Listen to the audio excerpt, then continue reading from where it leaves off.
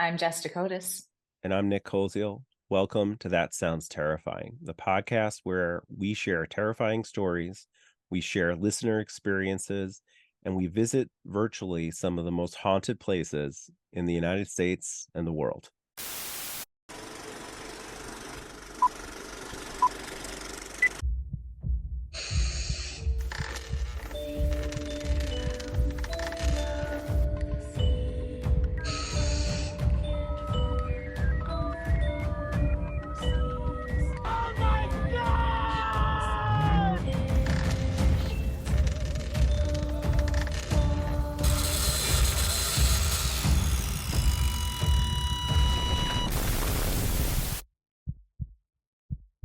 Hello and welcome back to That Sounds Terrifying with Jess and that Nick, guy over there. some guy. There's You, get, that guy. you guys got rid of Uh, Nick.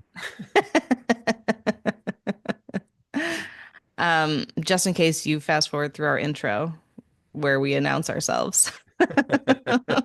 One day we're gonna get rid of that. We're gonna Yeah, do something different. Next season we're gonna revamp everything. You heard it here first. heard it here. We heard it here I just heard it. Yeah, I for the first time. So yeah. that's good. I Lots of feel surprises. encouraged. Um anyways, how you doing today, Nick? I'm doing good. How is Jessica? Good. I'm good. Um, just selling houses, slinging houses, singing on stage, improving, living the dream, Yeah, yeah, momming. you've been busy. We were talking before we went on air about how, like, amazingly enough, we're gonna probably see each other twice this week in person. That's like In unheard person. of. I know. That's crazy. Yeah, we saw each other improv the other day. Yep. And then yeah, at my band's performing this Saturday. So by the time Sweet. everybody's listening to this, we will have already performed. I would have Yeah, kicked the butt of that stage and totally. Because stages have butts to kick. if they So did. if they Yeah, did, no, I don't know. I'm actually like kind of nervous because again, I think I've shared this with you, maybe not on Mhm. the podcast, but I can get up on stage with improv and like I'm not afraid at all. Like Yeah. I just know that something's gonna come out of my mouth and like hopefully it'll be funny. Most of the time it's funny, Yeah. but because in a band you have to like know the lyrics. My brain goes blank. And I'm Right. like, oh my God, I Well, don't remember. yeah. And it's funny because, like, so I work with a band, and we, a couple of the performers use an iPad to kind of remind their lyrics and stuff like that, which, Yeah, my you phone. know, yeah. So, Mhm. like, and they have it like hooked right to the mic stand, and Yep. others use, like, effects through that as well. And but it's interesting because, like, I have the same thing, right? I used to sing, kind of working on that again now, for a while now. I'm going to be kind of trying to hang out with a few people and do some singing, see if I can bring my voice back now that I'm getting the sinus surgery, and like I'm actually able to Yeah. breathe, and I'm not as nasally. But as we go down this sidetrack even more. But the interesting thing is, like, when you're on stage and you're your own person, it's so much different than when you're on stage and improving or as a character or Yeah. whatever. And I've had discussions about this on the other podcast. I can be anything on that stage, and it's not Nick on that stage. It Right. is someone else. Right. And in my job, I have to often speak in front of students, sometimes the entire, like, campus at events and things like that. And I Mhm. sound like a bumbling idiot. I feel like, anyway. Well, So, yeah, because like all of a sudden it is you yeah, and you're being judged and and it's yeah, hard.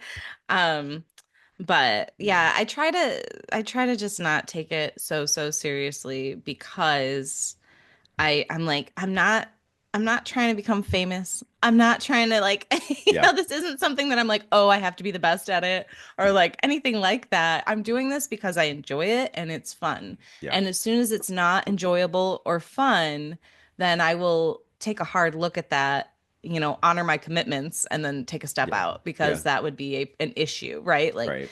so, Exit but stage left. I do it because I love it. I do it because it's fun. Um, I was telling somebody the other day though, like I don't I don't listen to my recordings or watch them I listen to our show, which is interesting. I don't mind like our Yeah. voice, like my voice on the show and things like that. But when I'm singing or whatever, if we did recordings, I won't listen. Hmm. I won't watch. I won't look at the pictures. I Yeah. won't, like same with improv though. Like if somebody Yeah. took videos or photos, I'm like, I don't want to see them. Yeah. I Yeah. just don't I don't know. I get embarrassed. So it's so Yeah. funny because like I like to be on the stage, but I Yeah. don't want and I don't ever want to know what it looked like. Yeah. Well, and you can like, and I've been thinking about posting stuff. I've recorded myself singing and like I have a hard time listening back on that. I have a hard time still listening and editing back on some of the things that we do. It's gotten a lot better. Mhm. And again, it's like my wife thinks I'm super like extroverted, but I sort of have both introverted and extroverted tendencies, so omnivert.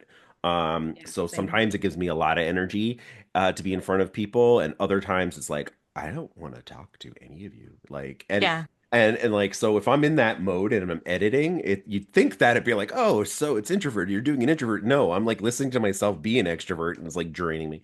So, anyways, all of this being said, I think I'm gonna do a couple more like, riskier kind of like videos in the sense of like really talking about and sharing myself and music and things like that. Yeah, Uh, that'd be awesome. and the great thing is I'm just like you. I will not like re-listen to it. I probably won't edit it. And when people comment how much they hate my voice or what I'm doing, I'm like, gee, I don't know. I haven't Yeah. listened to You it. did it. You You might did be it because right. it was fun to do at the time, I did it . because it was there. Um, Yeah. so let's get into some stories. I have some stories and some kind of history revolving around a Civil War thing. I guess back to the Civil War for me. What do You you just got, Jess? love the Civil I War. do. I have something from, again, Reddit from Hmm. Ghost Stories, that I thought was just like a short, quick, cute little story. And then I will let you just take it from there because I feel like your stories will have a little bit more to them. Have some girth, Girth. Yeah, I story was gonna say girth. girth, but I was like, I guess like I don't know if Yeah. that's really Hive mind. We're in the hive mind again. we are not mind. Yes, and Yeah. Um, so without further ado, without further ado. um, this is from Russellberry. I think it's '01, but I can't tell because I cut it off when I copied it, copied and pasted it. This is called The Cursed Tree and the Silent Watchers. This story happened to a close friend of mine who lives in a shady village known for black magic. So it's no surprise strange things happen there. One silent evening, news broke out that someone had been found dead, hanging from a tree. It was ruled a suicide. My friend realized something odd, though. Over the past 2 to 3 years, similar suicides had occurred on that same tree every 6 months or so. The strange part? The victims seemed to follow a pattern.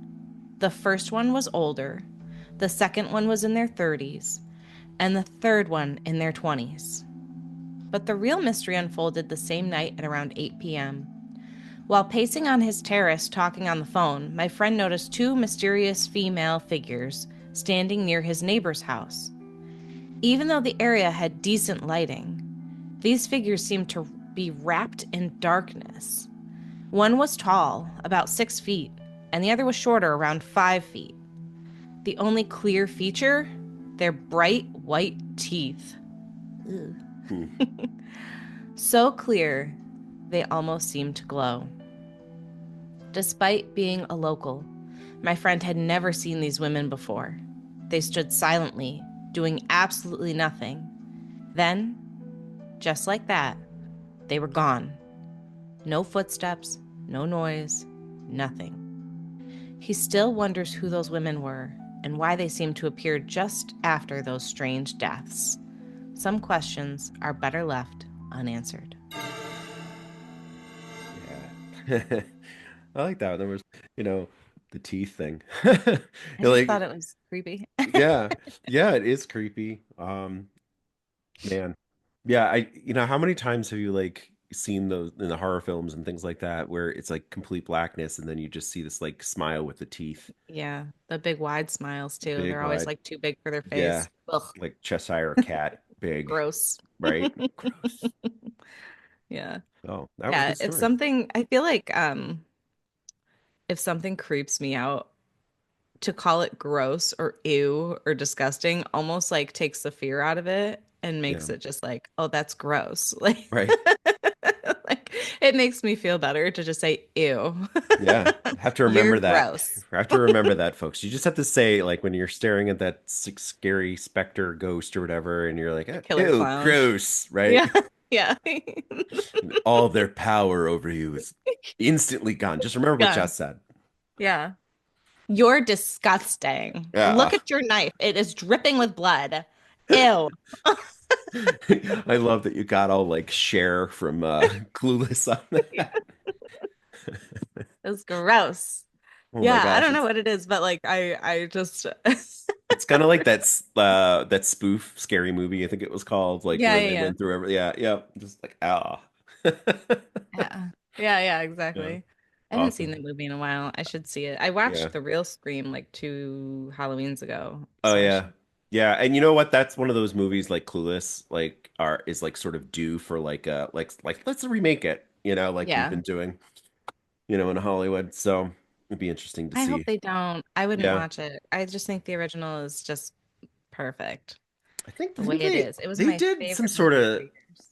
they did some sort of like series, I think, didn't they? They did the series after, like right after. So Yeah. I liked the series when I was a kid. Yeah. I mean, like that movie came out, I think I was like 10, Uh, 9.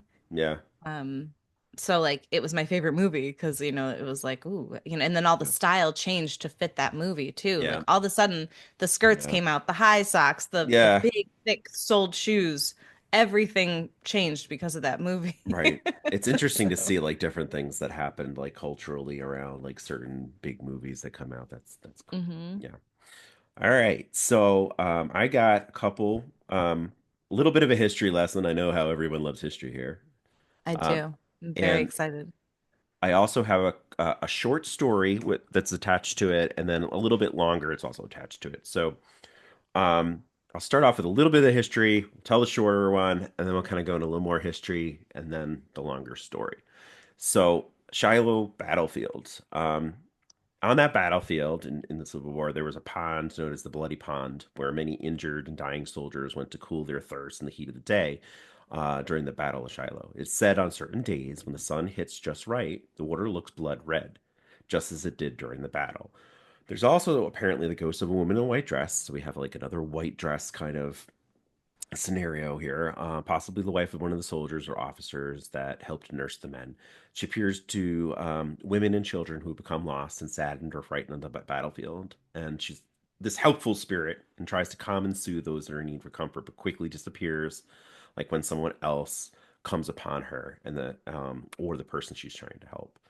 Um, so I will go into the shorter story that I apparently put. Just real quick. What Yeah, what's what do, up? what do you think? Why do you think that it's always a white dress? It's a good question. I mean, it didn't say in this like little description that it was like a period dress or anything like that, but sometimes, like maybe it isn't exactly white, but because, ghosts have sort of that glow about them when they're Yeah, seen it often, that appears. it appears to be lighter or white, or maybe I don't know, the other thought that I have, like, it takes a lot of like energy. We've talked about energy to like Mhm. manifest, and maybe lighter colors are just easier to manifest than Colors. difficult That's patterns. such an interesting theory. I love that theory because I'm just kind of nervous. Like, if am I gonna die and then like here's your white dress. I look And horrible I'll in be like, white. it's very long and it has lace and like it looks like a nightgown. Right. And when I come back to visit my children, they're gonna be like, Mom, That's inappropriate. Mom, why are you in your negligee? yeah, it's just like this big long Yeah. yucky. Blowy. Mom would never wear anything like that. That's not my mom. And then like No, they'll think you're like an evil spirit and try to get rid of you, right. Like right? you just like, oh, here's your dress though. Like, too bad you're in a shroud now or Yeah. something. I don't know. It's Men like get shrouds and women get yeah, I don't know. We'll see what happens. Like, well, I don't know if we will see what happens. But anyways, like I don't know if I'd come back. I I, probably won't come. I'll go right to the light. But, if that were the case, like, and you were to just pop out of your body and there's somebody there and they're like, here's your nightgown. This yeah, is it now because you were a yeah, woman in this life. yeah. So I guess too bad. the creative writer in me would want like to be able to come back and sort of watch over things and I don't know. Maybe you're already doing that when you cross over. I think I you don't do know. when you cross over because then you connect to the light and then you have more Yeah. options. Well, if I don't have GPS, I'm probably gonna get lost going to the light. Like that just seems to be like what I would do. Like it's interesting. I've got a great sense of direction, like in the woods and like all Yeah. that. But like you put me Yeah. in a car on the road, and even if I've been there 1,000 times, I might not go down that street. I feel like they'll make it easier for you, Nick. Just I get the training wheels to the light. Yes, yeah, yeah. Nick's training wheels. All This right. is the You're Oh gonna pop out. man. It's completely dark. Where's the damn light? I Yeah. don't. Yeah. I'll have my eyes closed or I'll have glasses on for some stupid reason. Why am I I in can't. this shroud? Yeah. I've never wear this shroud or this negligee before. Yeah, that's my question. I meant like lacy sleeves, not the whole thing's lace, Nick. Oh, well, in that Like case, the olden yeah, days, like the I long. freaking rock a shroud, you know? Yeah, yeah. No, see, but can I get a shroud Sure. instead? Like, I think I'd rather I do that think, than like come back as a granny well, I think in this day and age, like, it should be allowed, right?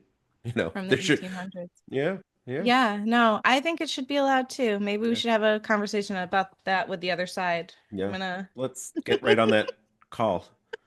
You communicate a little bit more effectively than I do in that regard. So maybe you can tell some of those harbingers. Hmm. So, oh, that's Hmm. an interesting question. Like when you see different things, like do you see them in white or? So that little boy I saw, he's been the most visible. Hmm. He was in a suit, Hmm. but it was like a gray glowing suit. But Yeah, again, it's not glowing. It's like yeah. an inside glow. I really don't know how to describe it other than Hmm. that. Like he's glowing from the inside.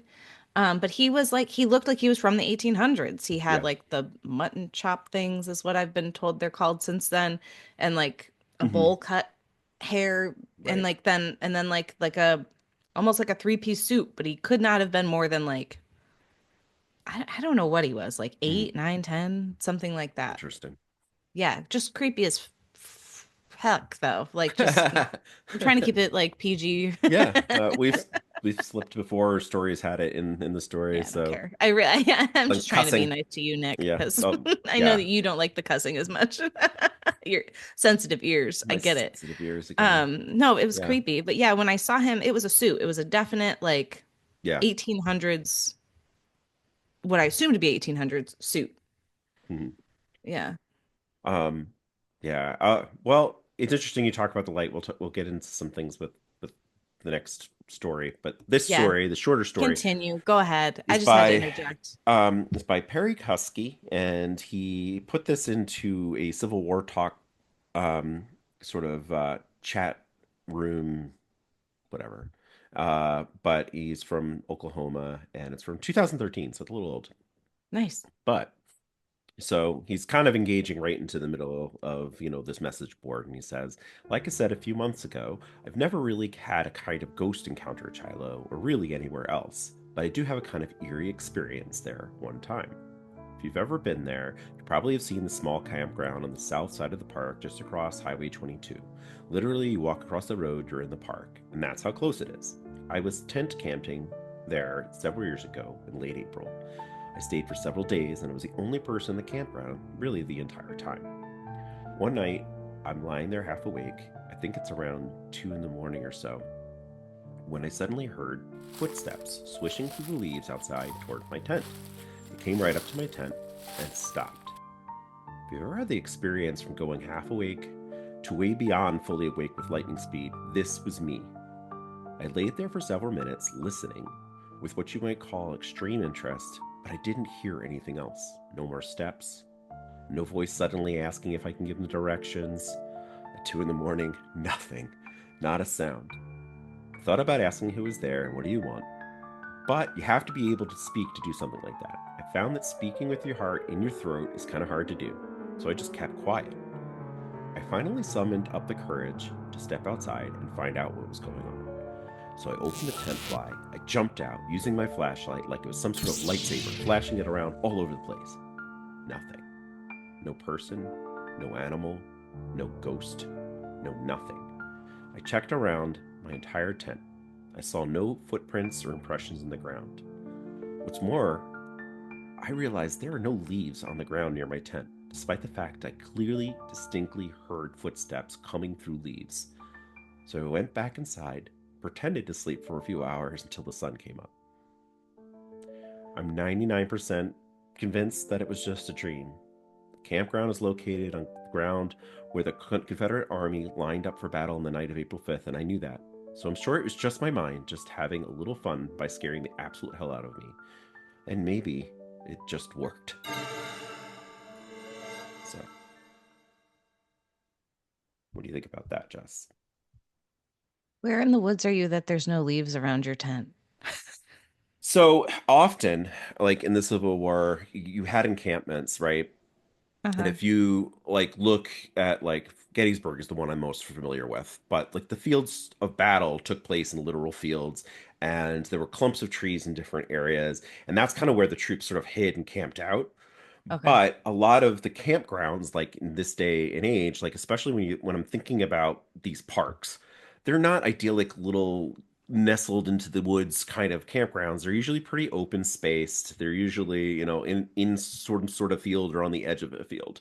So I Mhm. guess theoretically, like, if it's not really fall, or I don't know what time of year he really said this was. I mean, if he did, I forgot. Um, maybe it's like he's on the edge and the leaf line is like inside the woods, like when you think about where the leaves fall.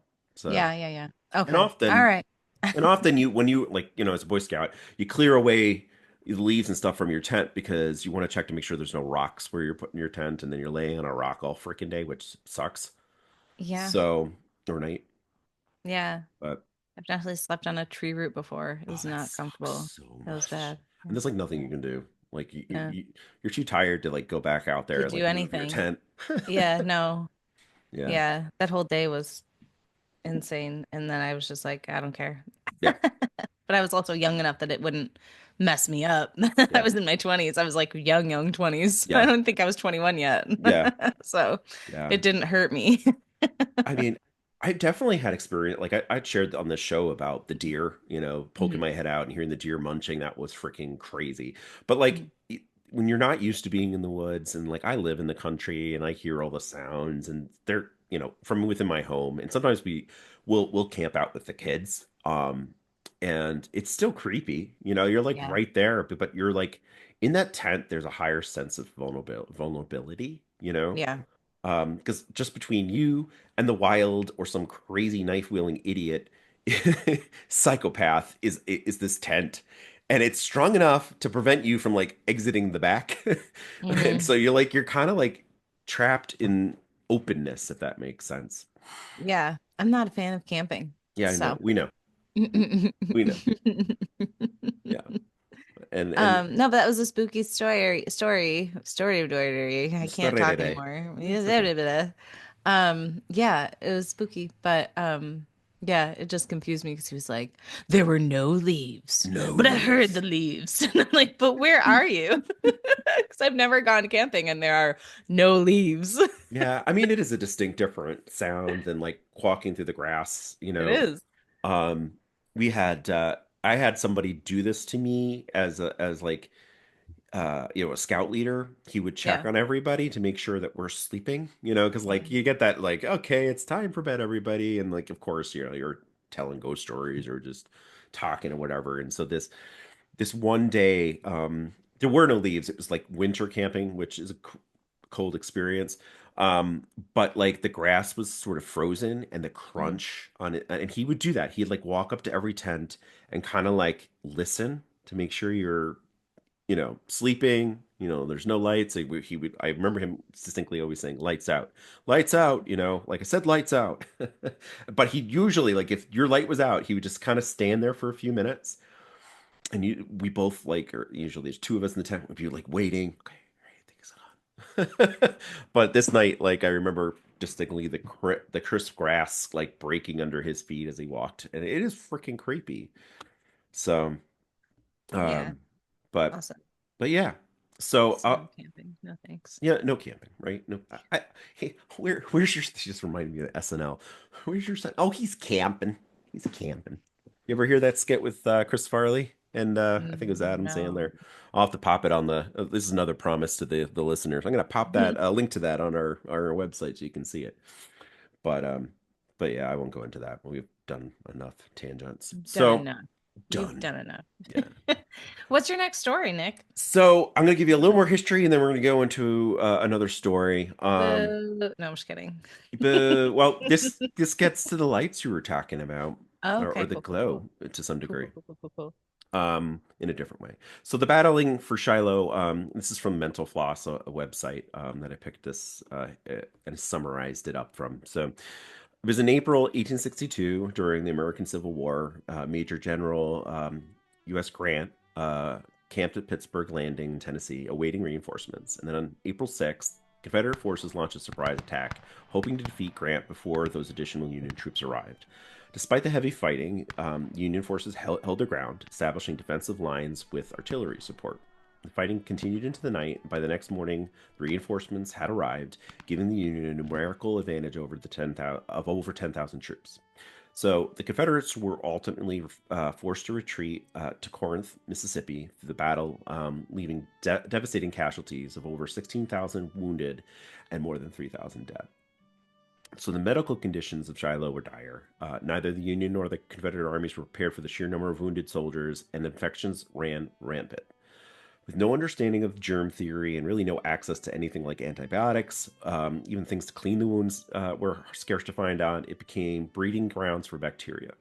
Many soldiers developed deadly infections simply from exposure to the dirt and the shrapnel that was in their bodies, and making it worse by weakened immune systems after months of poor nutrition, harsh battlefield conditions. So the wounded lay for hours and even sometimes days before receiving medical attention, all greatly increasing the risk of infection. Amid all this suffering, soldiers began to notice something strange. At night, as it fell over the battlefield, some wounded men saw their injuries glowing with a faint, eerie light.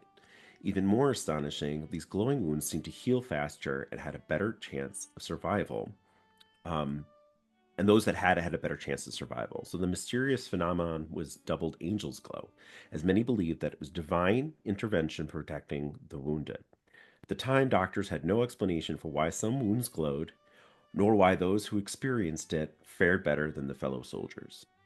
So, nearly 140 years later, in 2001, a teenager by the name of Bill Martin visited the Shiloh battlefield and learned about the glowing wounds. He was curious and he asked his mother, who was a microbiologist, if bacteria could be responsible. Encouraged to investigate, Bill and his friend, John Curtis, researched the conditions at Shiloh and discovered that the luminescent bacteria, not even going to try to pronounce his name, it was luminous bacteria, and it lived inside nematodes, who were parasitic worms that burrow into insect larvae and then release this luminescence into their bloodstreams.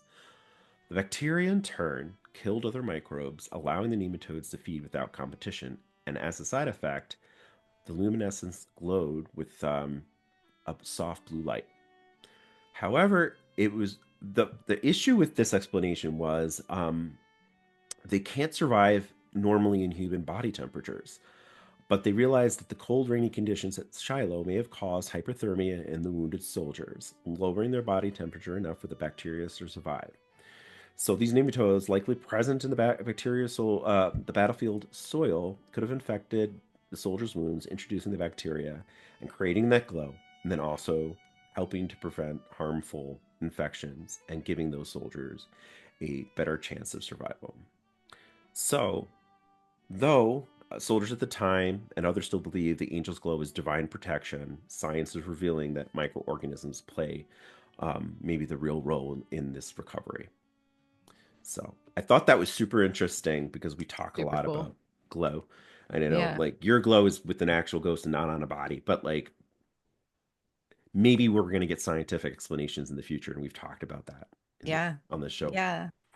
So, bioluminescence and everything like that. That's yeah. super cool. I mean, I was talking to my kid the other day about magic Hmm. and and I was thinking about how like what we're doing right now is magic. Like if Hmm. you brought somebody from the 1800s Yes. here today, like I can talk to my friend Nick, who is not in the same like town as me, Yeah. face to face, and we can record our voices and our images. Like Hmm. that's magic. You could Yeah. turn on a TV. That's like watch whatever, Right. like Yeah. other people, and that's magic. Hmm. So yeah, like eventually, maybe there will be things. Yeah. I'm still like I hate to use the word magical thinker, but like I guess like that term, I'm still a magical thinker in that way of like, yeah, I believe that there are things like that, Hmm. that they're still so cool and outside of the realm of normal. We cannot explain them. Yeah. But yeah, maybe someday we will. But I Yeah. love that. That's so interesting that like some people got the glow. What about the people that didn't get the glow and they're like, Right. why aren't the angels saving me? Right. Yeah. Yeah. I They mean, didn't roll around in the dirt enough, I guess. But yeah, I like, guess not. it's counterintuitive to like even modern day kind of medicine, when you think about, like you don't want to get the wounds dirty, right? Yeah.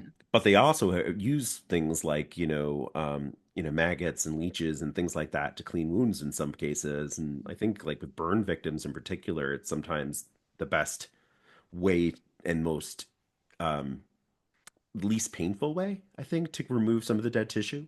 Something about honey as well. They'll Yeah. put honey on I don't know if it's burns or just like deep Something. wounds, something Yeah. like that. Yeah. Yeah. And Yeah. honey will like eat at the bacteria in the honey will Yeah. eat at something. I don't know. Don't quote me on that. I'm not in the Or medical me, field like at I'm all. not in the medical field either, Yeah. even though I I'm don't know, attached but to yeah, a they did something hospital. like that.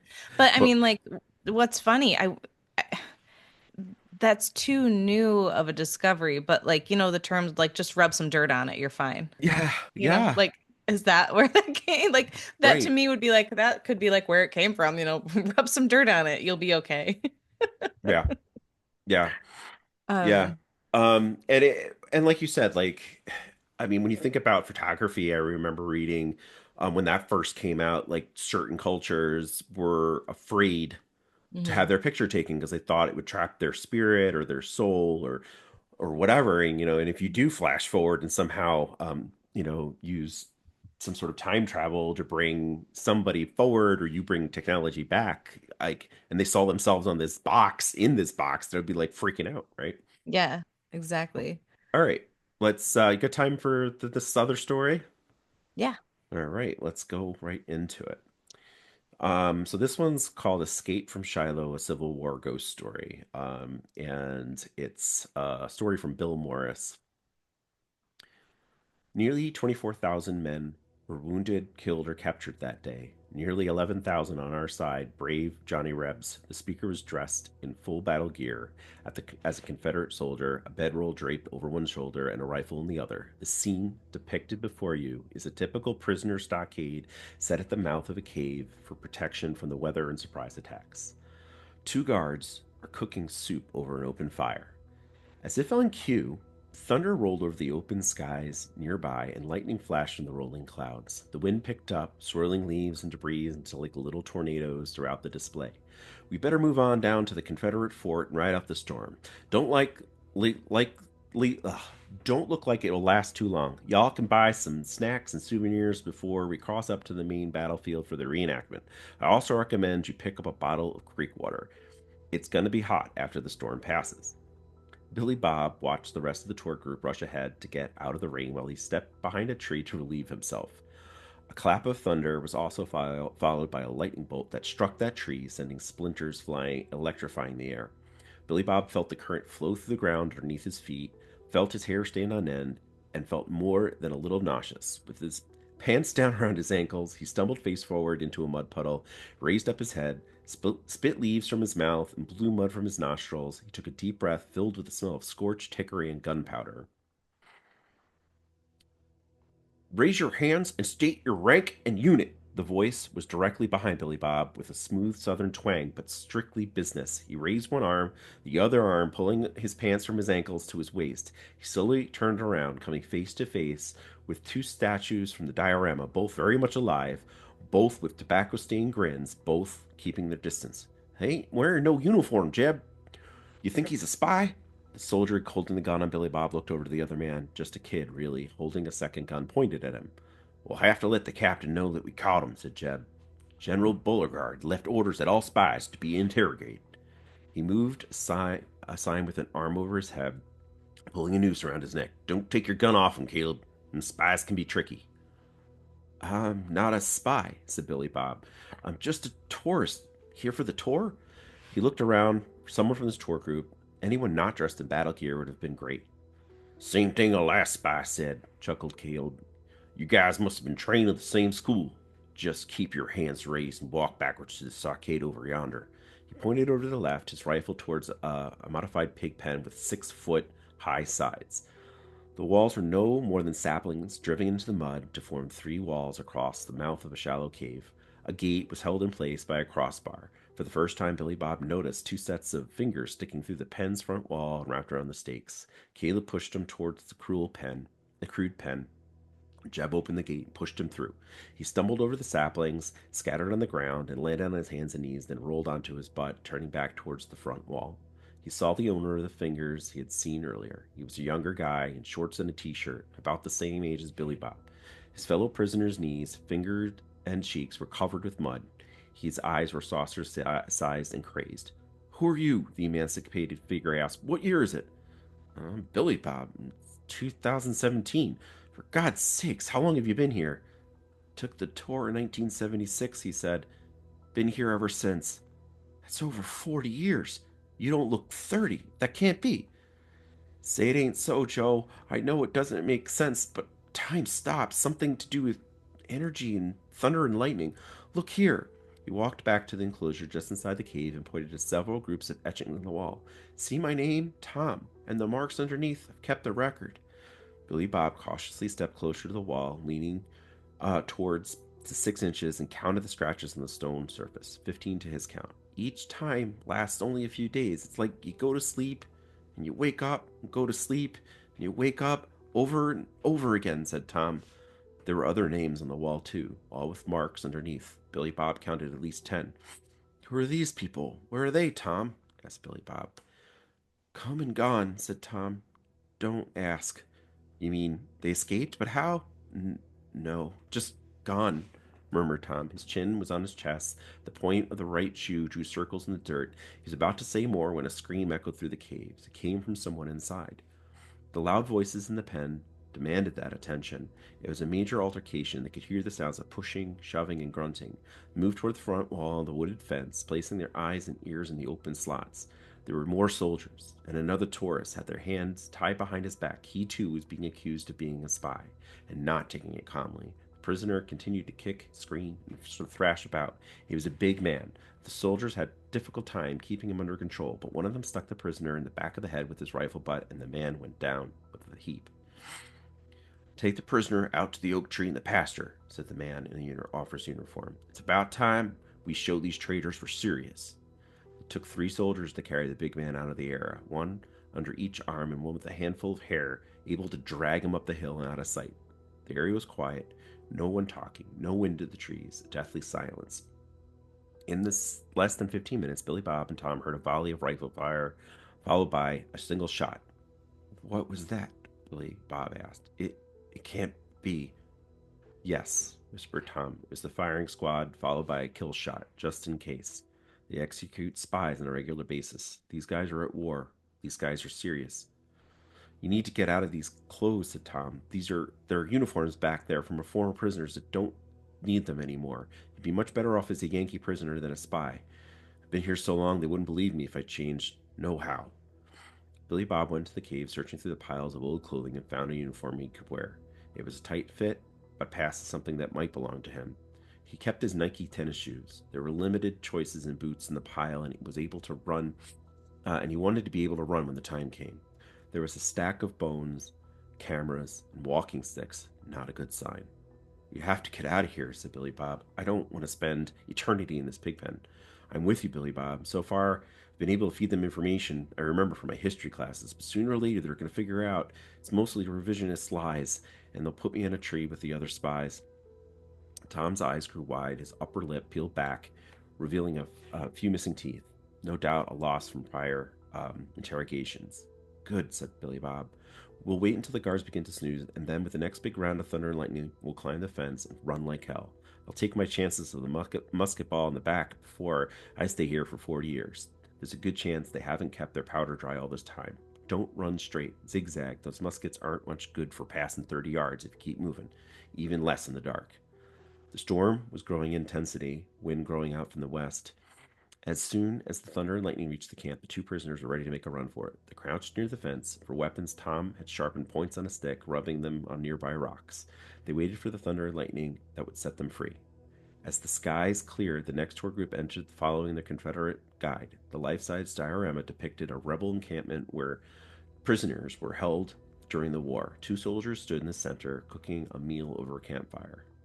Nearly 24,000 men were wounded, killed, or captured in the Battle of Shiloh. Nearly 11,000 on our side. Brave Johnny Rebs. The speaker was dressed in full battle gear of a Confederate soldier, a bedroll draped over one shoulder, and a rifle in the other. The scene you see before you is a typical rebel Civil War prisoner stockade set into the mouth of the cave for protection from the weather and surprise attacks. And two guards are cooking soup over an open fire. Look, Daddy, said a cute little blonde, 8 years old, in the front row. The soldier in the back, carrying firewood. The one missing two front teeth. He's wearing running shoes, just like me. That's it. What do you think of that?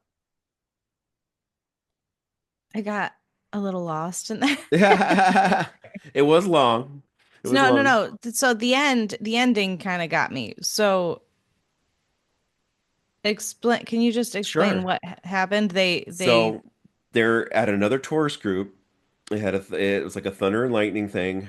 It's Mhm. kind of redoing the cycle. Another tourist group is here. You're hearing the guys speak and pointing at the diorama, which is one of those like life-size sort of dioramas. Sure. And the kid in the front notices that one of the soldiers has Nikes. So are they stuck or are they okay, Yeah. so Billy Bob and the other guy are part of the diorama now. Yeah, it's like stuck inside the Okay. I didn't know if stockade. they escaped, like all of a sudden they saw the tour group come in and they were Yeah, yeah. okay. Like it Got just it, got kind it. of ended there and it's well, I'm trying to remember there was a movie that this reminded me of. It's not the indie in the cupboard, but it's kind of like that feel Like like the it reminds me of Night at the Museum, yeah, yeah. but scary. Yeah, like you get pulled into the diorama, you're living this hell like in real time for yourself, but time is not really Yeah. moving outside, and then like aspects of the museum like, incorporate things that you have. So, Yeah. Interesting. yeah. I find that interesting. Like, yeah, Yeah. that I mean that was a cool story. I was just at the end I was like, wait, what happened? Yeah. Yeah. Like, Yeah, I was trying to kind of paint it. He didn't really paint that part of the scene very well. Like he was a Mm, very good writer and he painted like all the other aspects so you knew kind of where you were. And then all of a yeah, sudden it was inferred that, there's a new tourist group and that's what's happening. And then the little kid sees that this guy, this one of the diorama figures has Nikes, got it. you know. So and then it kind Yeah, of just ends. But that's funny. yeah. So not overly terrifying, like in the sense of like scary things are happening, like where you're gonna jump scare, but like, Right. can you imagine? Like, I go to these things not all the time anymore, but I used to go to these things all the time. Could you imagine being at a museum or like a historic site and then all of a sudden you're like trapped in the scene? Yeah, no, I'm good. There was an Are You Afraid of the Dark episode about this though. Yeah. It was the locket or something. Hmm. Something or like the buttons. I don't know. I'll Well, find it, but and we'll post it. and we'll post it. No, I don't think we should post it. I don't know. It's Post the it link. was an Are You Afraid of the Dark. He like was walking in the woods and he found something like Hmm. some kind of I think it was a locket. I think it's called the Long Ago Locket. Hmm. And he all of a sudden was in the battle. Yeah. He found some guy's notebook and he changed time because he was able to get the guy to his love. Yeah.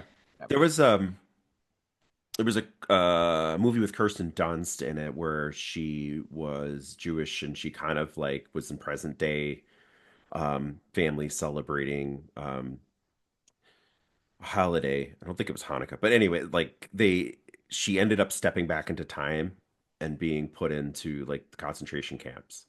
Oh, And like there's a bunch of different, and so she was, it was kind of a lesson in like um because she was sort of like not stuck up, but like, you know, a bratty little teen that didn't understand why she had to go to these family traditions and why they're doing this. It was like a Seder, I think it was.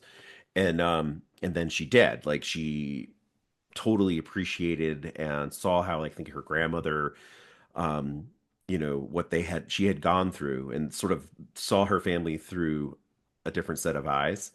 yeah. Um, but there's a lot of like a lot of those stories, like or like some of the sci-fi things that I've like really enjoyed watching are like stories where you get immersed or pulled into um Yeah. the story and Something. then like Yeah. someone is trying to like, you know, keep you there and then like take your place and it, like so that's, you know, that's creepy and kind of like is It is creepy. kind of like doppelganger, you know, when you think about are they trying to take over your existence or whatever. Ugh.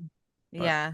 No, I don't know. But no, that's I don't like that. yeah. There have been like actual sightings at the battlefields where people have talked to Hmm. Civil War soldiers, like the ghost of a Civil War soldier on accident, thinking it was a real person. Yeah. Um, There was there was a story in another podcast that I listened to where it was a Civil War soldier, Civil War site, two women were maybe confusing this with another one. Two women were on like a bank of a river during the Civil War, and you know, over that was active in the Civil War, and they both heard a voice telling them to like run to get out of there, that the danger is coming, and all this stuff, and so they finally, you know, took flight and ran and encountered a cop, a police officer, a park ranger later on, and he asked them if they had seen this man that was like an escaped convict. oh, And so like maybe I'll retell that story one day, but now I just told the whole thing. So yeah, you ruined the whole I thing. I ruined don't the know. whole thing. No. But like it was interesting Yeah. because like they were you know, like in danger and then Yeah. this ghost took care of them, Warned them. warned them. Yeah. That is good. Yeah. Ugh. But Oh, good. yeah. So Um, those were good stories, Nick. Thanks for sharing those. thanks. Thanks for listening. I mean, that last one was totally real. Yeah. I know it was. It was like Yeah. Mannequin, where the mannequin comes to life and Right. Those are my Nikes. Yeah. yeah. Yeah, I just thought it was a little different, and I thought it kind of led your mind to think about all the different possibilities, and then leads into some of the other stories that, you know, we've heard or seen in the movie theaters and stuff. So, Yeah, no, it was cool. I liked it. It yeah. was sorry if I listeners understood what was happening and I was the dumb I'm dumb, Well, but let's hope they did. All right, Jess. Let's hope I the listeners are a little bit smarter. I hope Just so. Yeah, I know, but just in case they are. somebody's like me and just needed a final wrap up. Yeah, yeah. Well, you know, if you like this or you didn't, definitely let us know. We want to hear your stories, so send us an email to thatsoundsterrifying at gmail.com.